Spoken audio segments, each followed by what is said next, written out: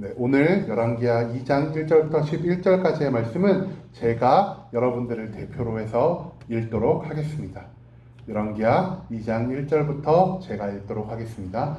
여호와께서 회오리 바람으로 엘리야를 하늘로 올리고자 하실 때 엘리야가 엘리사와 더불어 길갈에서 나가더니 엘리야가 엘리사에게 이르되 청하건대 너는 여기 머물라 여호와께서 나를 베델로 보내시느니라 하니 엘리사가 이르되 여호와께서 살아계심과 당신의 영혼에 살아있음을 두고 맹세하노니 내가 당신을 떠나지 아니하겠나이다 하는지라. 이에 두 사람이 베델로 내려가니 베델에 있는 선지자의 제자들이 엘리사에게로 나와 그에게 이르되 여호와께서 오늘 당신의 선생을 당신의 머리 위로 데려가실 줄을 아시나이까 하니 이르되 나도 또한 아노니 너희는 잠잠하라 하니라. 엘리야가 그에게 이르되 엘리사야 청하건대 너는 여기 머물라 여호와께서 나를 여리고로 보내시느니라. 엘리사가 이르되 여호와께서 살아계신과 당신의 영혼이 살아있음을 두고 맹세하노니 내가 당신을 떠나지 아니하겠나이다 하니라. 그들이 여리고에 이르매 여리고에 있는 선지자의 제자들이 엘리사에게 나와 이르되 여호와께서 오늘 당신의 선생을 당신의 머리 위로 데려가실 줄을 아시나이까 하니 엘리사가 이르되 나도 아노니 너희는 잠잠하라.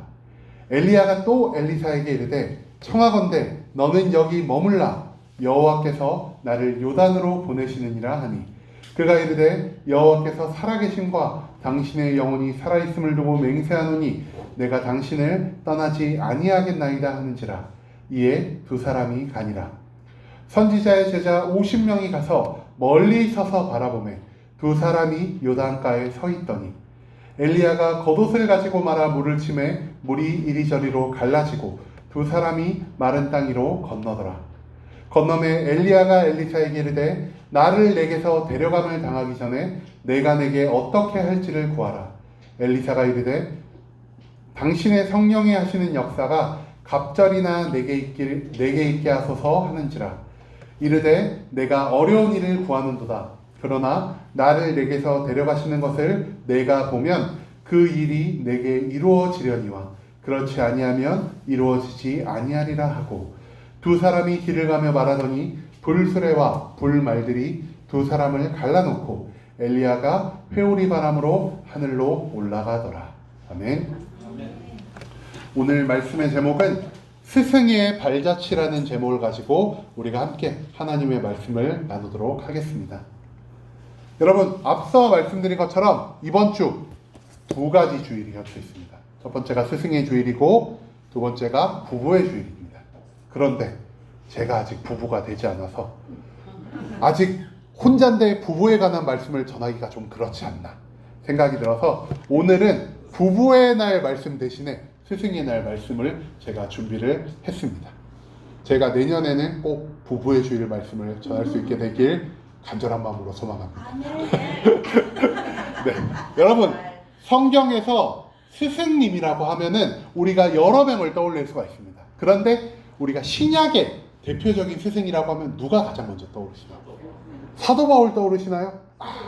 저는 세례요한이 떠오르시는 분들 계시는데 저는 그 다른 사람보다 신약의 대표적인 스승 하면은 이분이 떠오릅니다.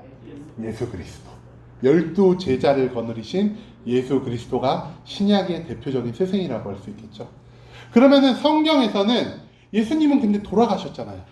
그러면은 오늘날 우리에게 말씀을 알려주시고 기도를 인도하시고 우리를 이끄심으로써 가르치시는 분, 오늘날의 스승은 누구실까요?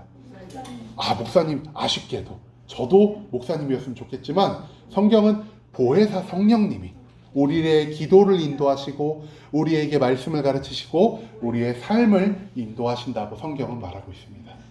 그렇다면은 여러분 구약의 대표적인 스승, 오늘 말씀 성경을 쭉 읽어보시면 알겠지만 벌써 물어보지 않은 다 벌써 나오나요? 엘리야가 대표적인 스승이라고 할 수 있습니다. 엘리야, 우리가 몇 주 전에도 엘리야에 관한 설교를 한 번 한 적이 있습니다. 저한테 그러시면 안 되잖아요 하면서 하나님 앞에서 죽기를 바랬던 그 엘리야가 구약에서 어떻게 보면은 대표적인 스승이라고 볼 수 있습니다. 이 엘리야의 제자, 엘리야랑 이름이 굉장히 비슷한데요. 이 엘리야의 제자 엘리사입니다.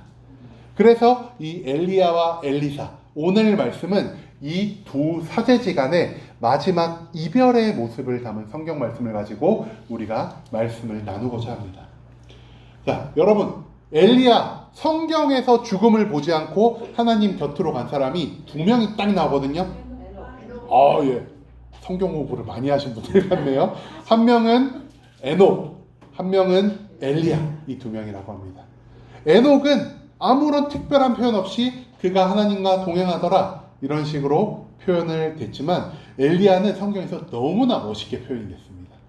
오늘 말씀에도 나온 것처럼 불말과 불병거가 엘리야와 엘리사 사이를 싹 가르더니 회오리 바람이 확 일어나서 엘리야를 하늘로 띄웠다고 합니다. 그런데 우리가 요즘 보면 종종 오해하는 게 있는데, 엘리야가 불말과 불병거를 타고 하늘로 올라갔다고 하는데, 오늘 말씀에 보면 정확히 나오죠. 불말과 불병거는 엘리야와 엘리사 사이를 갈라놨고, 엘리야는 회오리 바람을 타고 하늘로 올라갔다 라고 정확히 말을 하고 있습니다. 오늘 말씀 첫 부분을 보면은 하나님이 이렇게 말씀하십니다. 하나님이 엘리야를 회오리 바람으로 들어 올리시기로 결정을 하셨다라고 말씀을 하십니다. 그리고 그 말씀을 엘리야에게도 하나님이 전달을 하셨던 것 같습니다. 이제 엘리야는 곧 있을 자신의 죽음을 준비를 해야만 했습니다.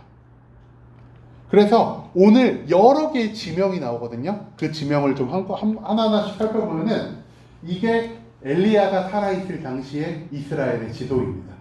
북쪽에는 북이스라엘 왕국이 다스리고 있었고, 남쪽에는 남유다 왕국이 다스리고 있었습니다. 엘리야의 주 활동지는 어디였을까요? 엘리야의 주 활동지는 이 파란색으로 표시된 북이스라엘 왕국이었습니다. 그 중에서도 엘리야가 주로 거점으로 삼았던 곳은 길갈이라는 곳입니다. 길갈, 여기서 표시가 안 돼 있어서 제가 길갈을 찾아서 이 빨간색 동그라미로 표시를 해놨습니다. 이 길갈이라는 곳을 중심을 삼아서 엘리야는 북이스라엘에서 하나님의 말씀을 전하고 많은 기적과 이사를 보이면서 하나님을 대행하여 이스라엘 백성을 하나님께로 돌아오라는 말씀을 자기의 일평생 동안 전했습니다. 그래서 하나님이 엘리야에게, 엘리야야, 너 죽음을 보지 않고 회오리 바람으로 내가 하늘로 들어 올릴 거야 라고 말을 했을 때, 엘리야는 자기가 거주했던 이 길갈이라는 곳에서 자신의 죽음을 준비하기 위해서 자기의 제자 엘리사를 데리고 여정의 길을 떠납니다. 베델을 떠나서 그 다음에 엘리야가 간 곳은 바로 베델이라는 곳입니다. 베델은 여기 제가 이렇게 노란색 동그라미로 표시를 해놨습니다. 이 베델로 거쳐서 그 다음에 엘리야는 또 어디로 갔을까요? 여리고로 갔습니다. 여리고는 여기 보라색 동그라미로 제가 표시를 해놨습니다. 그리고 마지막으로 여리고를 지나 엘리야가 최종 목적지로 행하던 곳이 어디였을까요? 바로 여기 초록색 네모칸으로 제가 표시를 해놨거든요. 여기를 요단강이라고 합니다. 그래가지고 대략적인 행보를 찾아보면은 이렇게 길갈에서 베델을 찍고 베델에서 유턴을 한번 싹 해가지고 여리고로 갔다가 여기 요단강을 건넌 다음에 엘리야는 하늘로 승천하게 되었다는 것이죠. 이렇게 유턴을 해가는 여정 속에서 오늘 말씀을 보면은 좀 눈치를 채신 분도 있겠지만 반복되는 말씀이 계속 나옵니다. 어떤 말씀이 반복되냐? 엘리야는 엘리사한테 계속 그럽니다. 너 여기서 머물러. 나는 이제 하나님이 인도하시는 곳, 이곳으로 갈 거야. 그런데 엘리사는 계속해서 이렇게 말하죠. 아니에요, 스승님. 저 스승님을 끝까지 따라갈 거예요. 스승님이 하나님에 의해서 회오리 바람으로 올려지는 그 순간까지 저는 스승님을 떠나지 않을 거예요. 라고 말을 합니다. 그리고 또 어떤 일이 있었냐? 이 베델이라는 곳과 여리고라는 곳에는 엘리야가 키우는 선지자의 제자들, 선지자 후보생들이 이곳에 살았다고 합니다. 이곳에 방문을 했을 때 선지자 후보생들이 엘리사한테 계속해서 묻습니다. 야, 스승님이 하나님 일 하러 가신다는데 네가 뭔데 따라붙어? 하지만 엘리사는 그들에게도 말합니다. 야, 네가 말 안 해도 알아. 그래도 나는 스승님을 계속 따라갈 거야 라는 말을 계속해서 반복하는 것을 오늘 성경 말씀을 통해 볼 수 있습니다. 그런데 우리가 여기서 재미있는 점 한 가지를 발견할 수 있습니다. 엘리야의 최종 목적지가 어디라고 말씀드렸죠? 요단강 건너편. 그런데 이 길갈도요, 요단강과 굉장히 가까운 위치에 있다는 것입니다. 그러면은 굳이 베델, 여리고를 건너지 않고 그냥 길갈에서 요단강만 건너면은 바로 하나님을 만나러 갈 수 있잖아요. 그럼에도 불구하고 엘리야가 왜 베델을 들르고 왜 여리고를 들르고 그 다음에서야 요단강을 건넜을까? 저는 여기서 궁금증이 생기더라고요. 아니 굳이 유턴 안 하고 가까운 길로 가면 되는데 왜 먼 길을 돌아서 엘리야가 요단강을 건넜을까? 그렇기 때문에 우리는 오늘 무엇에 중심을 두고 이 말씀을 알아볼 거냐? 이 각각의 지역에 하나님께서 어떤 의미를 남겨두셨을까? 우리는 오늘 이 말씀을 가지고 엘리야의 행보를 한번 이해해 봤으면 좋겠습니다. 엘리야가 첫 번째로 출발한 곳이 어디라고 말씀드렸죠? 길갈입니다. 길갈은 어떤 지역이냐? 엘리야의 근거지였습니다. 엘리야가 여기서 머물면서 기도도 하고 성경도 공부하고 하나님의 계시도 받고 이러다가 하나님이 명령하시면은 길갈에서 북이스라엘의 곳곳을 돌아다니면서 하나님의 말씀을 전하고 기적과 이사를 행했습니다. 이곳은 엘리야의 근거지입니다. 그런데 엘리야의 근거지 이전에 이스라엘 백성에게 있어서 이 길갈이란 지형은 굉장히 특별한 의미를 갖고 있는 지형이었습니다. 길갈은 어디서 나오냐? 여호수아서 5장에 보면은 우리가 말씀을 찾을 수 있는데 가나안 땅에서 이제 광야를 떠돌다가 가나안 땅을 딱 들어오는 그 입구가 바로 길갈이었다고 합니다. 길갈에서 많은 일들이 행해졌는데요. 그 중에 제일 대표적인 것이 무엇이냐? 길갈에서 처음으로 할례라는 것을 받았습니다. 할례를 받음으로써 이스라엘 백성은 하나님의 언약 관계에 온전히 동참하게 됩니다. 그렇기 때문에 이 길갈은 광야 생활의 끝을 의미하는 것이자 하나님의 약속의 땅에 내가 들어왔다. 드디어 나는 하나님의 나라, 하나님의 약속, 하나님의 백성 안에 들어온 하나님의 온전한 성도가 되었다라는 것을 의미하는 지역이기도 합니다. 이스라엘 백성들이 광야를 40년 동안 돌면서 먹었던 것이 무엇이죠? 만나 내추라기. 그런데 이 길갈 땅에 들어서고 이 땅에서 나온 토지의 수확물을 먹기 시작하자 이제 만나가 그치게 된 땅이 바로 길갈이기도 합니다. 그렇기 때문에 신앙적인 의미에서 길갈을 생각해 보자면 길갈은 하나님을 향한 신앙이 시작된 곳이라고 우리가 이해를 할 수 있을 것 같습니다. 이제 우리가 하나님을 믿게 되었습니다. 하나님의 백성이 되었고 하나님의 성도가 되었습니다. 그렇다면은 하나님의 성도가 된 사람들은 성도의 그 첫 자리에서 머무르면 안 되고 자신의 신앙을 계속해서 발전시켜 나가야 하겠죠. 그래서 그 다음에 엘리야가 들른 곳은 베델입니다. 베델은 사사시대, 사사라고 혹시 들어보신 적 있으신가요? 사사, 기드온, 삼손, 온니엘, 에훗, 이런 사람들이 사사로서 왕이 없을 때 이스라엘을 다스렸습니다.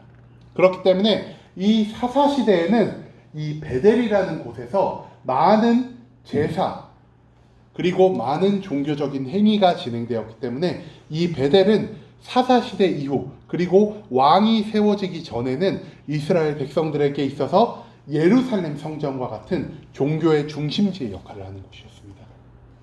하지만 이것을 제외하고 우리가 베델을 또한 중요하게 생각해야 할 점이 있습니다. 저희가 예전에 이 베델에 관한 말씀을 한번 나눴던 적이 있거든요. 누구? 아브라함. 아브라함이 아니라 저희가 야곱이 베델에서 돌베개를 베고 자다가 꿈을 꿨는데 어떤 꿈을 꿨다 그랬죠? 하늘에 사닥다리가 걸려있고 천사들이 사닥다리를 오르락 내리락 하는 것을 보았다 야곱이 사닥다리 꿈을 꾸고 이름을 바꾼 곳이 바로 벳엘입니다. 저희가 계속 말씀드리지만 이 엘이 뭐를 의미한다고 그랬죠? 하나님, 신. 근데 요 벳이란 것은 집을 의미합니다. 그래서 벳엘이라 그러면은 사닥다리가 하늘에 연결이 되어 있고 천사가 들락날락하니까 야곱이 여기서 여기가 하나님의 집이구나 라는 것을 깨달아서 이 지명의 이름을 벳엘이라고 바꿨다고 하죠. 그리고 또한 여기는 어떤 지역이었냐? 선지자의 후보생, 그러니까 예비 선지자가 될 사람들이 이 벳엘 땅에 모여서, 왜냐면은 거룩하고 성스러운 땅이잖아요.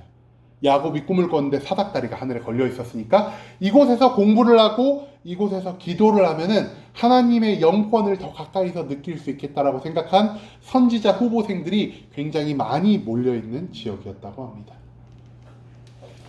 자, 여기에 보면은 창세기 28장 12절 18절에 이렇게 써 있죠. 야곱이 꿈에서 본즉 사닥다리가 땅에 있는데 그 꼭대기가 하늘에 닿았고 또 본즉 하나님의 사자들이 그 위에서 오르락 내리락 했다. 그리고 18절에는 이렇게 말합니다. 이에 두려워 이르되 두렵도다 이것이요 이것은 다름 아닌 하나님의 집이요 이는 하늘의 문이다. 하나님의 집이요, 이것이 바로 벳엘이란 것이었죠. 이 벳엘이란 곳은 선지자의 후보생들이 사는 곳이기도 했지만은 무엇보다 야곱이 살아계신 하나님이 하늘에만 계신 것이 아니라 이 땅에 천사들을 계속해서 보내고 계시며 하나님이 나와 언제나 함께 계시는구나. 나는 더 이상 두려워할 필요가 없겠다라는 것을 느낀 신앙의 체험지기도 합니다. 아까 길갈에서는 우리의 신앙이 출발점이라고 말씀을 드렸죠. 길갈이 신앙의 출발점이라면 이 벳엘은 체험을 통해서 꿈이라는 체험의 한 방법을 통해서 내가 살아계신 하나님을 직접 경험한 후에 나의 신앙이 조금 더 성숙해지고 나의 신앙이 조금 더 무르익어가는 것을 상징하는 지역이라고 할 수 있을 것 같습니다. 신앙의 초신자를 떠나서 이제 하나님에 대한 여러 번의 체험으로 나의 신앙이 성숙해지는 벳엘을 거쳤습니다. 그리고 난 다음에 엘리야는 여리고 성으로 발걸음을 옮깁니다. 여리고성 하면 여러분 어떤 이미지가 드나요? 굉장히 거대하고 크고 무너지지 않을 것 같은 튼튼한 요새를 상상하지 않으시나요? 여리고는 요단 강 안쪽에 있었던 굉장히 거대했던 성읍 중에 하나였습니다. 그런데 이 땅은요, 긍정적인 평가보다는 부정적인 평가가 많은 곳이었습니다. 이스라엘 백성이 처음 여호수아를 리더로 해서 가나안 땅에 들어갔을 때 처음 전쟁에서 승리한 곳도 바로 이 여리고 지역이죠. 그런데 여리고성을 성경에서 어떻게 평가하고 있냐? 제가 두 군데를 찾아봤는데요. 첫 번째로 여호수아 6장 26절입니다. 여호수아가 그때 맹세하여 이르되 누구든지 일어나서 이 여리고 성읍을 건축하는 자는 여호와 앞에서 저주를 받을 것이다. 그 기초를 쌓을 때에 그의 맏아들을 이룰 것이요 그 문을 세울 때 그의 막내 아들을 이루리라. 성경에서 좀처럼 볼 수 없는 굉장히 강력한 저주가 여호수아에 의해 선포가 됩니다. 여호수아는 여리고 성읍을 재건하지 말고 그 벽돌 한 장까지 남김없이 모두 부수고 불살라버리라고 말을 합니다. 왜냐? 이 여리고 성의 교훈을 통하여 하나님의 역사하심, 하나님의 살아계심, 우리가 전쟁에 능하지도 않고 전쟁을 해본 경험도 없지만 하나님이 전쟁을 하시기 때문에 하나님을 믿고 순종한 우리를 통해서 하나님이 이 여리고 성읍을 완전히 무너뜨리셨다. 이것을 알리기 위해서 여호수아는 이렇게 말합니다. 얘들아, 여리고 성읍은 절대로 재건되지 말고 이대로 냅두는 편이 좋을 것 같다라고 말이죠. 하지만 오늘 말씀에 보면요, 여리고에 누가 살았다고 나오죠? 선지자 후보생들이 살았다고 나옵니다. 그 말은 무엇이냐? 여리고에 사람이 살 수 있는 도시가 건설되었다는 겁니다. 여호수아의 이 말이 부정되었다는 것이죠. 그렇기 때문인가? 여리고성은 이 당시에 저주를 받은 땅이었습니다. 어디서 알 수 있냐? 열왕기하 2장 15절에 보면은 여리고성에 거주한 사람들이 이렇게 말합니다. 그 성, 즉 여리고 성 사람들이 엘리사에게 말하되 우리 주인께서 보시는 바와 같이 이 성읍의 위치는 좋으나 물이 나쁨으로 토산이 있지 못하고 떨어집니다. 라고 말을 하고 있습니다. 이처럼 여리고 성은 부정적인 평가, 도시를 지으면 저주받아 마땅할 곳, 이런 것으로 평가가 되고 있었다는 것이죠. 그럼에도 불구하고 이 여리고 성에 누가 살았다 그랬죠? 하나님의 선지자 후보생들. 이 사람들이 여호수아의 말을 몰랐을까요? 누구보다 하나님의 말씀을 많이 알았던 사람들이 선지자 후보생들이었습니다. 여리고에 살면 안 돼. 여리고는 성읍이 지어지면 안 되고 돌도 쌓여지면 안 되고 문 하나도 내면 안 되라고 여호수아가 하나님을 대언하여 선포했음에도 불구하고 이 여리고에 사는 선지자 후보생들은 그 말씀이 나와는 아무 상관이 없는 양 여리고에서 당당하게 하나님의 말씀을 공부하고 그곳에서 기도하며 지냈다는 것이 얼마나 큰 아이러니, 얼마나 큰 모순을 우리에게 보여주는지 우리는 한번 생각할 필요가 있다는 것입니다. 여리고가 그럼 신앙생활에서 상징하는 것은 무엇이냐? 하나님 안에 있지만 온전한 순종이 존재하지 않는 것으로 우리가 여리고를 이해할 수 있을 것입니다. 우리가 신앙생활을 하다 보면요, 처음에 우리가 하나님을 믿을 때는 아유 그래 사람 만나러 우리가 친목 도모하러 그리고 좋은 말씀 들으러 교회에 한번 나가자 이런 식으로 신앙생활이 시작됩니다. 그리고 신앙생활에서 우리가 기도와 말씀과 성령 충만함을 입어서 하나님을 경험하고 나면은 하나님이 내 문제를 해결해 주시고 나면은 우리는 신앙이 성장하면서 신앙생활에 너무나 큰 기쁨과 즐거움을 누리기 마련입니다. 신앙생활을 정말 열심히 하게 됩니다. 체험의 신앙을 통하여. 그런데 시간이 흐르면 흐를수록 우리의 체험의 신앙에 매너리즘, 즉 익숙함에 빠져버리게 된다는 것입니다. 익숙함에 빠져서 우리는 매번 해오던 것, 나에게 익숙한 것, 내 귀에 듣기 좋은 것만을 따라 신앙생활을 하게 됩니다. 이것은 무엇이냐? 여리고에 있었던 선지자 후보생들과 마찬가지로 교회에 매일매일 출석하고 기도도 매일매일 하고 성경도 매일매일 읽지만 내 귀에 좋은 것, 나에게 익숙한 것만 내가 골라 듣고 하나님의 완전하고 온전한 말씀을 순종하지 않는 신앙생활을 상징하는 것이 바로 이 여리고라고 할 수 있습니다. 신앙이 성장했지만 어느 순간 계속해서 성장하지 못하고 정체하다가 서서히 침체하고 있는 이 신앙의 모습을 여리고로 이해하시면 될 것 같습니다.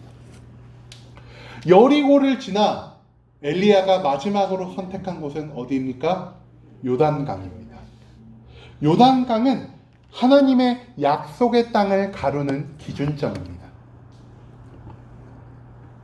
다시 우리가 지도를 잠깐 보면은 여기 초록색 네모로 표현한 곳이 요단강이라고 했습니다. 그리고 요단강 위쪽, 오른쪽을 안쪽이라고 그러고요. 요단강 서쪽을 바깥쪽이라고 부릅니다. 우리가 뭐라 그러지? 장례식장에 가면은 우리가 그런 얘기를 하죠. 아이고 요단강 건넜네. 그리고 이 요단강 건넜네가 기독교인들만 사용을 하다가 이제는 세상 사람들도 많이 사용해서 옛날에 멱살 잡고 야 요단강 한번 건너볼래? 이러면서 요단강 건너다.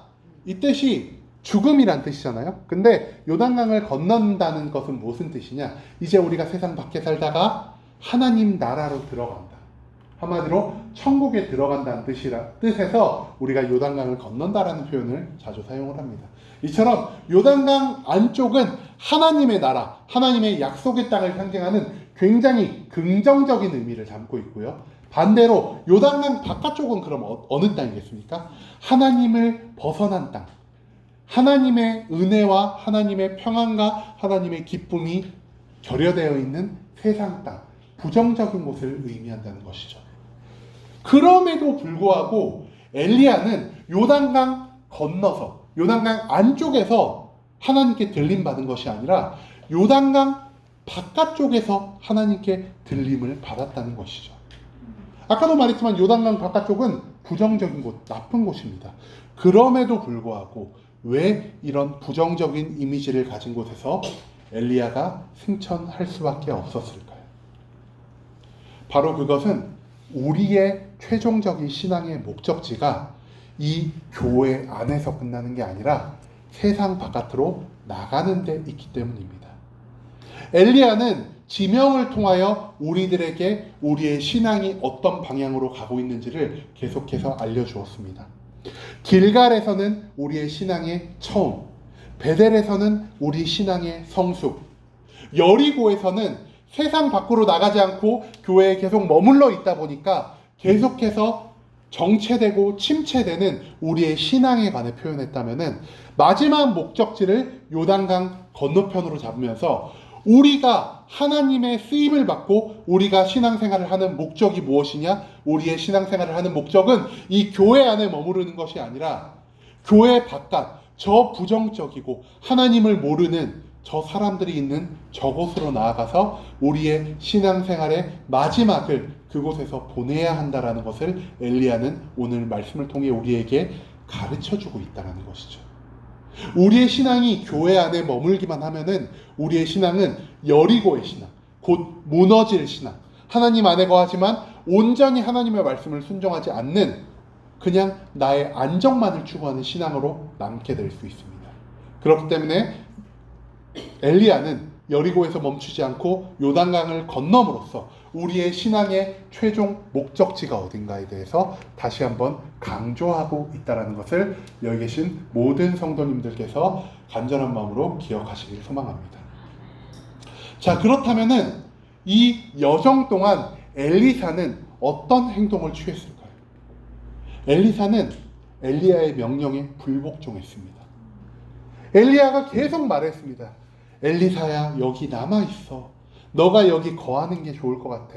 너가 남아! 라고 말을 했지만 엘리사는 이렇게 말합니다. 열왕기하 2장 2절, 4절, 6절 3번 동안 똑같은 표현을 쓰면서 이렇게 말합니다. 여호와께서 살아계신과 당신의 영혼에 살아있음을 두고 맹세하노니 내가 당신을 떠나지 않겠습니다. 라고 말이죠.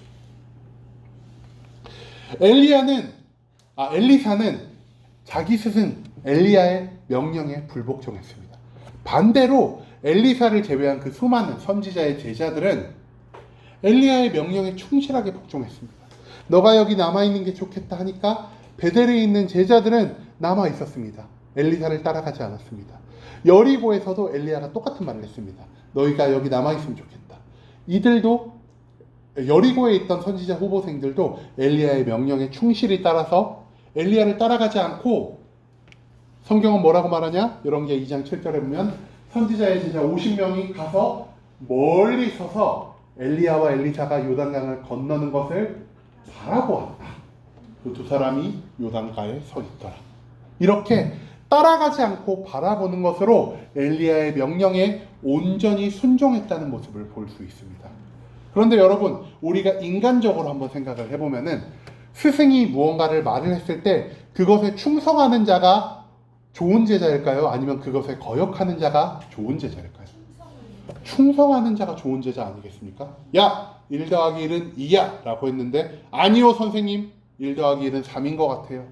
라고 말을 하면 어떻게 그 제자가 좋은 제자가 될 수 있겠습니까?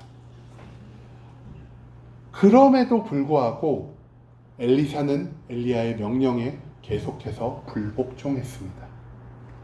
왜 엘리사가 엘리야의 말에 불복종했을까요? 여기서 이제 우리는 시선을 돌려서 엘리야가 어떤 마음을 가지고 있는지 스승의 마음을 한번 돌아볼 필요가 있을 것 같습니다. 엘리야의 마음입니다. 엘리야는요, 하나님의 선지자로 살아가는 것이 얼마나 괴롭고 힘든 것인지 누구보다 잘 아는 자였습니다. 우리가 말씀을 나눴었죠. 하나님, 저한테 이러시면 안 되잖아요. 이럴 거면 차라리 절 그냥 죽여주세요. 라고 말을 할 정도로 선지자가 단순히 하나님의 대행자로서 능력을 행하고 말씀을 전하고 존경을 받고 정말 평안과 기쁨에 둘러싸여 사는 것이 아니라 얼마나 많은 고난, 얼마나 많은 핍박을 감내해야 하는 자리인지 엘리야는 알고 있었습니다. 그리고 자신의 삶을 통해 그것을 직접 경험한 자들 중 하나입니다. 그리고 엘리야는 스승으로서 자기 제자들을 누구보다 사랑하는 자였습니다. 자기 제자들이 자기와 같은 길을 걷길 원하지 않는 스승이 얼마나 될까요? 모든 스승들은 제자들이 나와 같은 길을 걸었으면 좋겠다라고 생각을 하지만 그와 반대로 나의 사랑하는 제자들이 나처럼 고난과 핍박을 경험하지 않았으면 좋겠다는 사랑의 마음을 동시에 갖고 있었을 것입니다. 그렇기 때문에 엘리사를 너무나 사랑한 엘리야는 거듭 엘리사에게 이렇게 말을 했죠. 엘리사야, 너 선지자로서 살아가는 게 얼마나 힘든 일인지 모르니? 나는 너가 선지자로 살아가는 게 좋다고 생각을 하지만 너가 나와 같은 고통과 고난의 길을 경험하지 않았으면 좋겠어. 여기서 머무르는 게 어떠니? 엘리야는 엘리사에게 계속 반복하여 자신의 사랑을 표현합니다. 하지만 엘리야의 속마음은 어땠을까요? 아까도 말씀드렸지만 선지자를 키워야 하는 것이 엘리야의 사명이라는 것입니다. 나와 같이 고통을 겪고 나와 같이 핍박을 받는 사람들을 계속해서 만들어 나가야 하는 것이 엘리야의 사명이었다는 것입니다. 그렇기 때문에 제자들을 너무 사랑하는 마음, 그리고 하나님이 자신에게 주신 사명을 수행해야 하는 이 두 마음이 엘리야 안에서는 계속해서 부딪힐 수밖에 없었다는 것이죠. 그렇기 때문에 엘리야는 자신의 말과 자신의 마음이 다를 수밖에 없었다는 것을 우리는 생각을 해봐야 할 것입니다. 여러 제자들은요, 엘리야의 마음을 읽지 못하고 엘리야가 한 그 언어 자체에만 초점을 맞췄습니다. 그렇기 때문에 이 사람들, 여러 제자들, 엘리야의 말만 따라간 제자들은 어떤 사람들이라고 볼 수 있느냐? 귀로 듣는 고난만 즐거워하는 사람들이라는 거죠. 하지만 내 삶에 직접적으로 다가오는 삶의 고난은 싫어하는 사람들입니다. 여러분, 말로 신앙생활하기가 얼마나 쉽습니까? 저도 여기 앞에서 매번 말을 하죠. 여러분, 하나님 앞에 거룩하게 사세요. 이웃을 사랑하며 사세요 라고 말을 하지만 저 스스로도 일주일에 몇 번씩은 나의 이웃에 대해 안 좋은 마음을 품을 때도 있고 나의 부모님께 나쁜 말을 할 때도 있고 하나님의 말씀을 어기고 살 때가 너무나도 많습니다. 우리의 신앙은 대부분 여기서 멈춰 있습니다. 귀로 듣는 것, 내가 남에게 말을 하는 것은 너무나 쉽게 듣고 너무나 쉽게 말하고 너무나 기쁘게 듣지만 그것이 실제로 나의 삶에 찾아왔을 때 내가 그것을 얼마나 기쁘고 즐겁게 받아들일 수 있겠습니까? 누구도 그것을 기쁘고 즐겁게 받아들이지 못하는 것이 바로 엘리야의 마음이 아니라 말 자체만 순종한 여러 제자들의 신앙이라고 볼 수 있겠습니다. 하지만 엘리사는 어땠습니까? 엘리사는 달랐습니다. 엘리사는 엘리야의 말을 듣기보다 엘리야의 마음을 읽은 자였습니다. 그래서 엘리사는 고난을 감당하기로 결정을 했습니다. 스승님이 감당하신 그 수많은 고난과 핍박, 죽음의 위협들 제가 감당할 수 있습니다. 스승님은 떠나가라 말씀하시고 스승님이 저를 너무 사랑하는 마음에서 그런 말씀을 하신 건 알겠지만 그럼에도 불구하고 저 스승님의 말씀 이번만은 어기겠습니다. 저 스승님을 끝까지 따라가서 제가 고난을 감당하는 하나님 앞에 거룩한 성도의 삶을 살아갈 거예요 라고 엘리사는 엘리야 앞에 고백하게 되었다는 것이죠. 그렇기 때문에 남은 제자들이 멀리 서서 요단강을 건너는 엘리야와 엘리사를 바라보는 것에서 멈췄다면 엘리사는 엘리야를 따라서 직접 자신의 두 발로 부정적인 평가가 가득한 하나님의 기쁨과 평강을 좀처럼 찾아볼 수 없는 세상으로 자신의 발을 엘리야와 함께 내디뎠다라는 것에 우리가 초점을 맞출 필요가 있다는 것입니다. 요단강을 건넌 후에 엘리야가 엘리사에게 이렇게 물어봅니다.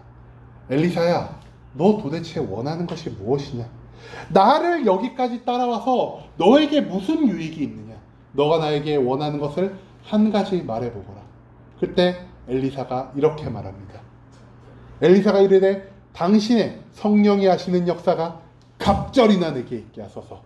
이것만 보면요, 엘리사가 좀 약삭 빠른 놈이네 이렇게 생각하실 수 있습니다. 왜냐? 갑절이나 달라 그러니까 이놈 목적이 있어서 엘리야를 따라왔구나 이렇게 오해하실 수 있습니다.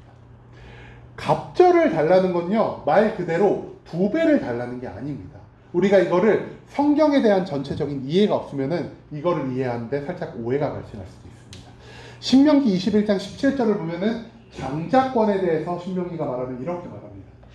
반드시 그 미움을 받는 자의 아들을 장자로 인정하여 자기 소유에서 그에게는 2몫을 주리라. 이렇게 말합니다. 이스라엘에서는요, 만약에 제가 아들이 2명이 있고 제가 재산이 3개가 있다면은 제 3개의 재산 중에서 2몫을 장자에게 주고요, 1몫을 나머지 아들에게 주는 문화가 고정이 되어 있었습니다. 엘리사는 엘리야에게 말합니다. 스승님, 저에게 스승님이 가진 것 2몫을 주세요라고 말이죠. 그 말은 무엇이냐? 스승님, 제가 스승님의 장자가 되겠습니다.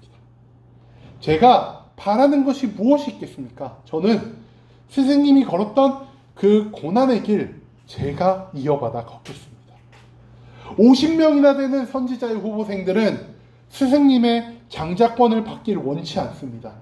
단지 멀찍이 떨어져서 스승님의 마지막을 지켜보면서 나는 신앙생활 잘하고 있지라고 스스로를 속이기에 바쁩니다.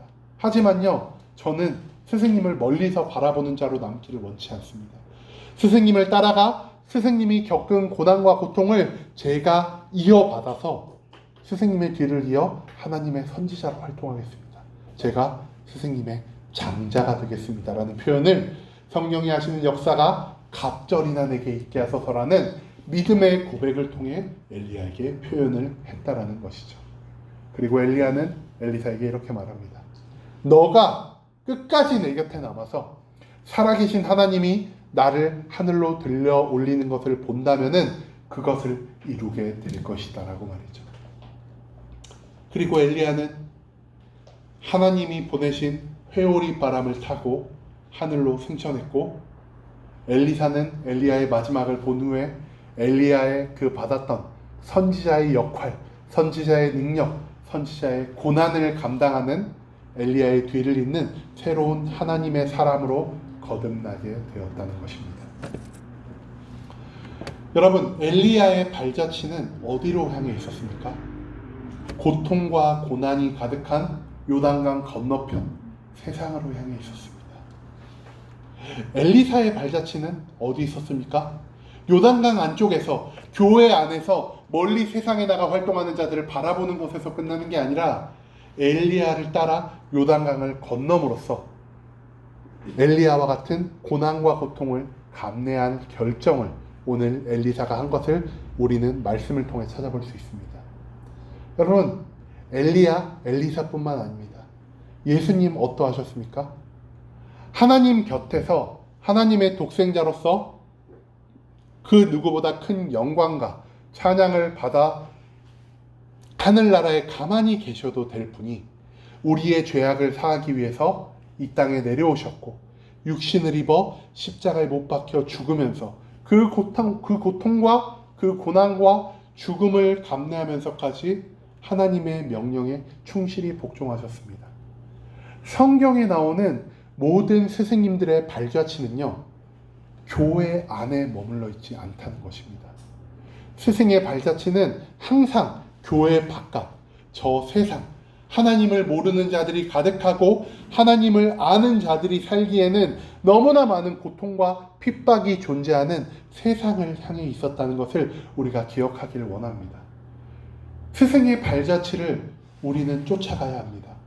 엘리사처럼 우리는 스승의 발자취를 쫓으면서 우리의 스승 예수 그리스도가, 우리의 스승 성령님이 인도하시는 대로 교회 안에 머물러서 나의 신앙이 점점 침체되고 나의 신앙이 나의 듣기 좋은 것, 나의 듣기 편안한 것, 내가 듣기 기분이 좋은 것만을 선택하는 선택적인 신앙에서 머무르는 것이 아니라 요단 건너편에 있는 고통과 핍박의 세상 속으로 나아가야 한다는 것이 바로 우리에게 오늘날 주어진 사명이라는 것입니다. 성경은 분명 우리에게 말하고 있습니다. 하나님을 믿으면 너희에게 복도 줄 것이고, 너희에게 부도 줄 것이고, 너희에게 명예도 줄 것이고, 너희에게 평안도 줄 것이다 라고 말이죠. 하지만 성경은 또한 무엇을 말하고 있습니까? 너희가 예수님이 십자가를 지셨듯 너희 각 사람도 각 사람의 십자가를 마땅히 져야 할 것이다 라고 말하고 있습니다. 우리의 신앙이 여리고 성에 머물러 있다면 우리는 뒤에 적힌 우리의 십자가를 져야 한다는 예수님의 그 말을 듣기만 좋아할 것입니다. 우리가 실제로 그 십자가를 지고 싶어하는 신앙으로 바뀌지 않을 것이라는 것이죠. 그렇기 때문에 우리는 여리고에 머무르는 신앙에서 벗어나 요단을 건너는 고통과 핍박의 신앙생활을 마땅히 감내해야 한다는 것을 오늘 열왕기하 말씀에서는 우리에게 계속 말하고 있습니다. 우리의 신앙생활 어떻습니까? 우리가 단순히 선택적으로 말씀을 정하고 우리가 나의 만족과 유익만을 위한 기도를 하면서 안정이라는 이름에 가리워진 침체의 신앙생활을 우리가 하고 있지 않습니까? 그렇다면은 우리 그 여리고의 신앙생활을 박차고 일어나 이제는 요단강을 건너는 엘리야의 뒤를 쫓는 예수님의 뒤를 쫓는 신앙생활로 우리가 한 걸음 더 전진해야 할 필요성이 있다는 것을 오늘 말씀은 우리에게 알려주고 있습니다. 우리의 신앙은 멀리서 요단강 건너편을 지켜보는 신앙입니까? 아니면은 우리가 직접 요단강을 건너 고통과 고난을 감내하기로 결정한 예수님의 장자권, 예수님의 성령의 권능을 2배를 받는 예수님의 고통과 고난을 함께 내가 이어받고 그 짐을 지기로 결정한 예수님의 장자로 거듭날 결정을 한 신앙을 갖고 있습니까? 우리의 신앙이 단순히 멀리서 지켜보고 나의 안정과 평안, 유익만을 바라는 신앙에서 멈추지 않고 내 신앙이 요단강을 건너는, 비록 그 길이 고되고 힘들지라도 하나님과 예수님, 엘리야와 엘리사의 뒤를 쫓아갈 수 있는 스승의 발자취를 온전히 따라갈 수 있는 강한 신앙을 여기 계신 모든 수목을 함께하는 교회 성도님들이 갖길 간절한 마음으로 소망합니다.